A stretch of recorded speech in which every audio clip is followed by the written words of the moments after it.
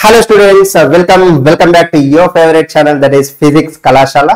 So మనకి నిన్ననే TS MCET కి సంబంధించి response sheet and key release అవ్వడం జరిగింది, ప్రిలిమినరీ కీ రిలీజ్ అవ్వడం జరిగింది.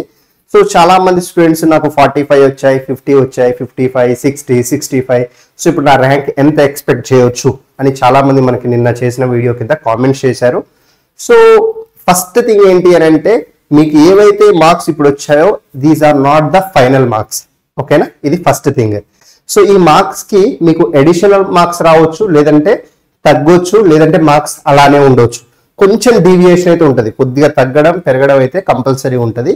సో అసలు ఎవరికి మార్క్స్ తగ్గుతాయి, ఎవరికి మార్క్స్ పెరుగుతాయి, ఇదంతా దేని మీద డిపెండ్ అవుతుంది అంటే నార్మలైజేషన్ ప్రాసెస్ మీద డిపెండ్ అవుతుంది.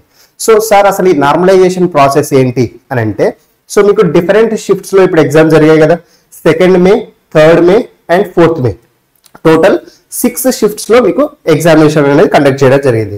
సో ఈ 6 షిఫ్ట్స్ లో different papers, so different subjects different levels లో అడిగారు. కాబట్టి సో మీకు ఓవరాల్ గా స్కోర్ ఇచ్చేటప్పుడు ఏం చేస్తారు అంటే, so the standard deviation and average తీసుకొని మీకు స్కోర్ ఇవ్వడం అనేది జరుగుతుంది. That is nothing but the normalisation process. So ఇది ఎలా క్యాలిక్యులేట్ చేస్తారు సార్ అంటే, దీనికి ఒక ఫార్ములా ఉంటుంది, ఆ ఫార్ములాని బట్టి క్యాలిక్యులేట్ చేస్తారు. సో దాన్ని మీకు చూపిస్తాను. బట్ ఓవరాల్ గా సార్ మాకు జరిగిన షిఫ్ట్స్ లో ఏది హార్డ్ షిఫ్ట్, ఏది ఈజీ షిఫ్ట్, సో అది ఎలా తెలుసుకోవాలి అంటే, అది మనం ఇప్పుడు ఎవ్వరు కూడా చెప్పలేరు. ఎందుకనంటే ఇప్పుడు మీ పేపర్ హార్డ్గా రావచ్చు, బట్ మీ షిఫ్ట్స్ లో కొంతమంది టాపర్స్ ఉండి వాళ్ళు బాగా పర్ఫామ్ చేయవచ్చు. కాబట్టి మీ షిఫ్ట్ యొక్క పేపర్ టఫ్ అయినా సరే మీ దాంట్లో టాపర్స్ ఉండి వాళ్ళు పర్ఫామ్ చేయడం వల్ల మీ దాంట్లో కొంచెం యావరేజ్ పైకి వెళ్తుంది. ఓకేనా, అదే మీ షిఫ్ట్ ఈజీ అయి ఉండొచ్చు, బట్ మీ షిఫ్ట్స్ లో అసలు ఎవరు కూడా టాపర్స్ లేరు. సో మీ కొంచెం డౌన్ అయి ఉండొచ్చు, బట్ అక్కడ మీకు మార్క్స్ తగ్గే ఛాన్సెస్ చాలా తక్కువ ఉంటాయి. సో కాబట్టి it depends on the student అనమాట. పేపర్ లెవెల్ కాదు, మీ సెషన్ లో అపియర్ అయిన స్టూడెంట్స్ లెవెల్ ని బట్టి, వాళ్ళు రాసిన ఎగ్జామినేషన్ బట్టి మీకు ఆ పర్టికులర్ సెషన్ యొక్క మార్క్స్ అనేవి డిపెండ్ అవుతాయి. ఓకేనా. సో బట్ ఓవరాల్ గా మనం ఒక కంక్లూజన్ కి రావాలి అని అంటే, సో అసలు నార్మలైజేషన్ తర్వాత ఎవరికి మార్క్స్ యాడ్ అవుతాయి సార్ అని అంటే, సో ఏ షిఫ్ట్ అయితే టఫ్ ఉందో వాళ్ళకి మార్క్స్ అనేవి యాడ్ అవుతాయి. ఎన్ని మార్క్స్ యాడ్ అవుతాయి, it depends on the average అనమాట. So total toppers average and అన్ని షిఫ్ట్స్ యొక్క యావరేజ్ ఒక ఫార్ములా ఉంటుంది, అది చూపిస్తాను. And then so moderate shift వాళ్ళకి ఆల్మోస్ట్ రిమైన్ సేమ్, అంటే కొంచెం ఒక 1 మార్క్ 2 మార్క్ అటు ఇటు అవుతుంది, బట్ ఆల్మోస్ట్ సేమ్ ఉంటుంది. సో ఈజీ షిఫ్ట్ వాళ్ళకి కొంచెం మార్క్స్ తగ్గే ఛాన్స్ ఉంటుంది. బాగా ఈజీ షిఫ్ట్ ఉంటే వాళ్ళకి మార్క్స్ తగ్గే ఛాన్స్ ఉంటుంది.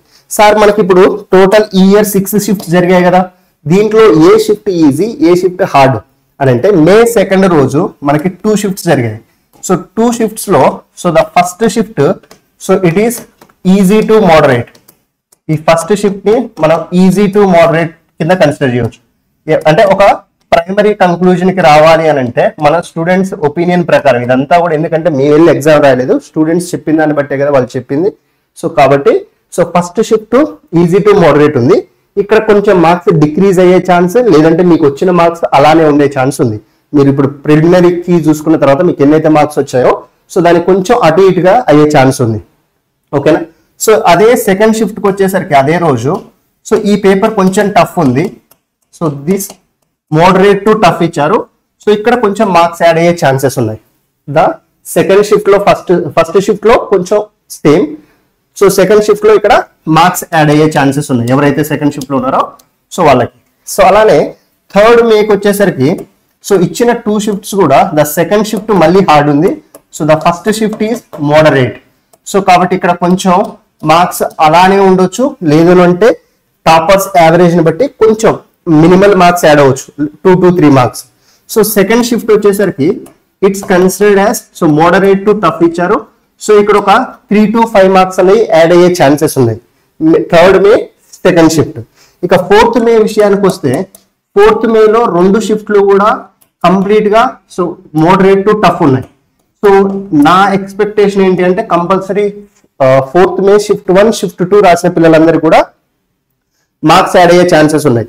సో దీంట్లో ఎస్పెషల్ గా ద షిఫ్ట్ 1 ఇంకొంచెం టఫ్ ఉందని స్టూడెంట్స్ ఒపీనియన్.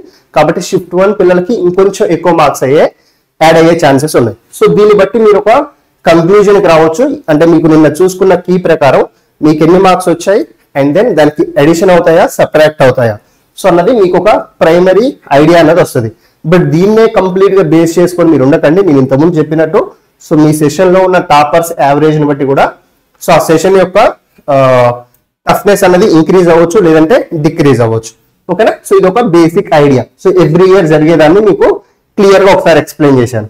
సార్ ఇది నార్మలైజేషన్ ప్రాసెస్ అసలు ఎలా చేస్తారు అని అంటే సో మీకు ఇలా ఫార్ములా ఉంటుంది. ఓకేనా?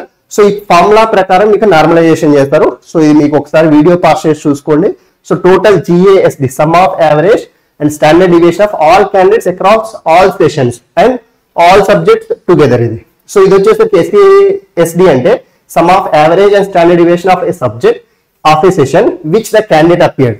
సో క్యాండిడేట్ అపియర్ అయిన సెషన్ సబ్జెక్ట్ ఇది.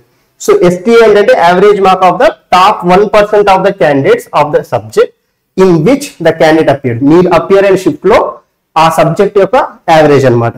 సో నెక్స్ట్ GT అంటే average of top 0.1% of the candidates across all the sessions of the subject. మీరు అపియర్ అయిన పేపర్ సబ్జెక్ట్ సో అన్ని షిఫ్ట్స్ లో ఆ సబ్జెక్ట్ యొక్క యావరేజ్ ఏంటి, that is the GTA. So వీటన్నిటిని క్యాలిక్యులేట్ చేసి ఈ ఫార్ములాలో సబ్స్టిట్యూట్ చేస్తారనమాట. సో ఇక్కడ సబ్స్టిట్యూట్ చేసిన తర్వాత సో మీకు ఆ లెవెల్ యొక్క షిఫ్ట్ యొక్క టఫ్నెస్ ని బట్టి సో మార్క్స్ ఇంక్రీజ్ అవుతాయి, లేదంటే ఈజీనెస్ ని బట్టి మార్క్స్ డిక్రీజ్ అవుతాయి అనమాట. మీకు వచ్చిన మార్క్స్ కి అటు ఇటు అవుతుంటాయి. సో ఫర్ ఎగ్జాంపుల్ ఇక్కడ మీకు కొన్ని ఎగ్జాంపుల్స్ ఇచ్చాను చూడండి. సో ఇక్కడ మీకు సో ఇది యాక్చువల్ గా session 1, session 2, session 3, session 4 so ఇలా యావరేజెస్ చేశారు. సో మీకు ఇక్కడ ఈ క్యాండిడేట్ 1 సో ఈ స్టూడెంట్ కి యాక్చువల్ గా 0 మార్క్స్ వచ్చాయి. ఓకేనా? ఫిజిక్స్ లో, మ్యాథ్స్ లో, కెమిస్ట్రీలో. సో ఇప్పుడు ఓవరాల్ గా నార్మలైజేషన్ అయిన తర్వాత మార్క్స్ ఎన్నాయంటే ఇక్కడ -4.6, -1.4, -1.49. అంటే దీని మీనింగ్ ఏంటి అంటే ఇక్కడ మ్యాథ్స్ అన్నది బాగా ఈజీగా ఉంది, ఫిజిక్స్ అన్నది కొంచెం టఫ్ ఉంది. సో సారీ ఫిజిక్స్ అన్నది ఈజీగా ఉంది, కెమిస్ట్రీ అన్నది కూడా ఈజీగా ఉంది. అంటే వచ్చిన మార్క్స్ కంటే దా నార్మలైజ్డ్ మార్క్స్ తగ్గినాయి అనమాట. యాక్చువల్గా మీకు మార్క్స్ మైనస్ లో రావు, మైనస్ లో వస్తే ఆ మార్క్స్ మనం 0 కన్సిడర్ చేస్తారు. ఓకేనా? సో అట్లానే సో ఇక్కడ ఇది సెషన్ 1. ఒక సెషన్ 2 లో చూడండి, ఇక్కడ 1 మార్క్ వస్తే -3 అయింది. సో 3 వస్తే సో ఈ పర్టికులర్ షిఫ్ట్ లో మ్యాథ్స్ అన్నది ఏంటి అంటే ఈజీ అని అర్థం, అంటే మీకు వచ్చిన మార్క్స్ కంటే తగ్గినాయి. బట్ ఫిజిక్స్ చూడండి, ఆ స్టూడెంట్ కి యాక్చువల్ గా 3 వచ్చినాయి. సో బట్ ఇక్కడ 1.595 వచ్చినాయి. అంటే మళ్ళీ ఇక్కడ కూడా ఫిజిక్స్ కూడా కొంచెం ఈజీ పేపరే ఉంది. సో ఇక్కడ 4 మార్క్స్ వచ్చినాయి యాక్చువల్ గా స్టూడెంట్ కి, అండ్ దెన్ ఫైనల్ గా 2.5 వచ్చింది. అంటే ఇక్కడ కూడా కెమిస్ట్రీ కూడా ఈజీగా ఉంది. సో పేపర్ ఈజీగా ఉంది అనుకోండి, సో మీకు తగ్గుతాయి, నార్మలైజేషన్ తర్వాత మార్క్స్ తగ్గుతాయి. సో అదే ఒక హార్డ్ పేపర్ చూడండి. సో ఇక్కడ మ్యాథ్స్ లో యాక్చువల్ గా స్టూడెంట్ కి 0 వచ్చినాయి, బట్ నార్మలైజేషన్ తర్వాత 2.6 అయినాయి. ఫిజిక్స్ లో 0 వచ్చినాయి, సో ఇక్కడ 0.6 అయినాయి. అంటే ఫిజిక్స్ పేపర్ మరీ అంత టఫ్ లేదు, కొంచెం మోడరేట్ కంటే ఎక్కువ ఉందని అర్థం. సో ఇక్కడ కెమిస్ట్రీలో 0 వచ్చినాయి, 0.9 అయినాయి. ఈ షిఫ్ట్ లో చూడండి, మ్యాథ్స్ లో 4 వస్తే నార్మలైజేషన్ తర్వాత 6.4 అయినాయి. సో 1 వస్తే ఇక్కడ ఆల్మోస్ట్ 2 అయినాయి, ఇక్కడ 2 వస్తే ఆల్మోస్ట్ 3 అయింది. సో అంటే ఈజీ షిఫ్ట్ లలోనేమో మీకు మార్క్స్ కొంచెం తగ్గుతున్నాయి, అదే హార్డ్ షిఫ్ట్స్ లో మార్క్స్ కొంచెం పెరుగుతాయి. సో మరీ పేపర్ టఫ్ ఉందనుకోండి, we can expect 8 to 10 marks వరకు యాడ్ అయ్యే ఛాన్స్ ఉంటుంది.